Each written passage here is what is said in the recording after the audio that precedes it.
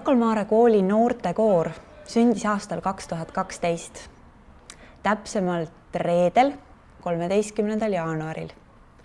Me olime eelnevalt käinud toonase kultuuriõppetooli juhataja Liivika Simmuliga vanema kooliosa klassides ja teinud üleskutse ka hommikukogunemisel. Aga tegelikult ma ju ei teadnud, kui palju inimesi esimesse proovi tuleb. Ja kui proovipäev kätte jõudis, siis ma panin aulasse valmis 5 tooli. Ma mäletan, et ma olin enne veel Liivika käest küsinud, et Liivika, aga mis siis saab, kui tulebki ainult 5 inimest? Ja Liivika vastas mulle kõhklematult, et siis sa oled rõõmus ja alustad nende 5-ga. Aga tegelikult läks natuke teisiti, et vaatamata sellele, et mul oli valmis pandud 5 tooli, laulis noortekooris esimesel hooajal veidi üle 30 laulja. Ja ma mäletan, et kuidas sellesama esimese proovipäeva ja proovi eel tulid Aneta ja Marie ja pistsid pea aula ukse vahelt sisse ja ütlesid, et nemad saaksid liituda järgmisest perioodist, et siis, kui tunniplaani muudetakse. Ja siis ma mäletan Aneta suuri silmi, kes küsis, et me oleme ju ikka oodatud, eks ole.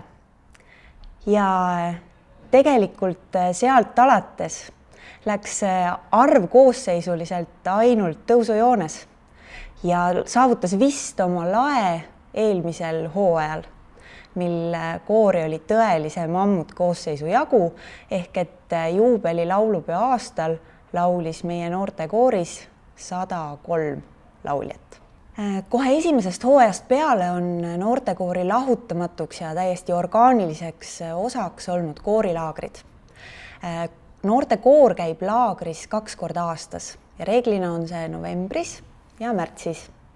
Ja kõige esimene koorilaager toimus sellel samal aastal 2012 kevadel, mil me olime laagris Ojaäärsel. Ja see oli selles mõttes niisugune täiesti uskumatu nädalavahetus, et kogu see elevus ja uue asja tegemise õhin, mis sellega kaasas käis, see oli minu meelest kirjeldamatu. Ja lisaks lõime me seal tegelikult selle mustri, mille järgi koorilaagrites siiamaani toimetatakse. Ja mulle endale tuli meelde, mis tunne on olla 18-aastane.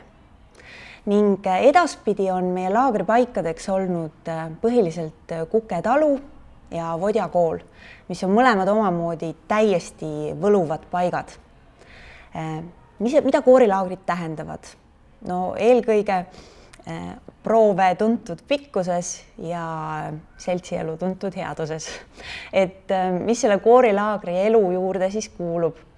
Kuulub esiteks muusika tegemine, see on kõige olulisem, aga lisaks sellele siis lauamängud, seltskonnamängud, lauamängudest kindlasti Eesti mälumäng, siis pannkookide söömine, siis laagriköök koos kõige juurde kuuluvaga, siis teeõhtu ja midagi head sinna tee kõrvale, siis öölaulupidu, vahetevahel õues olemist ja mingid aastad hiljem, ma mõtlen sealt algusest edasi, lisandus ka üllatuskülalise rubriik. Ja mulle tundub kusjuures, et sügisene laager on see koht, kus koolikoor, mis on tegelikult koosseisuliselt igal aastal uus, ennast päriselt kokku laulab. Ja eelkõige koorilaagrid, täpselt nii nagu noortekoorgi, tähendab hulka väga armsaid inimesi. Ja sestap olen ma hästi tänulik Avele, kes on teinud selle muusikalise teekonna minuga algusest peale kaasa. Siis Priidule ja Meelisele, kes on koorilaagrite aad ehk asendamatud. Ilma nendeta ei ole võimalik koorilaagreid ette kujutada, sellepärast et nad on kokad ja programmijuhid ja majutusülemad ja intervjueerijad, eriti Meelis, ja Eesti mälumängu võitjad, eriti Priit. Siis ma olen tänulik Anetale, kes tuleb alati appi ja teeb seda, tsiteerides teda ennast, suurima rõõmuga. Ja siis kõikidele koori presidentidele ja häälerühma vanematele ja lõpetuseks kõikidele lauljatele, kes on erinevatel hooaegadel meie noortekooris laulnud ja saavad öelda Rocca al Mare noortekoori kohta minu oma koor. Aitäh!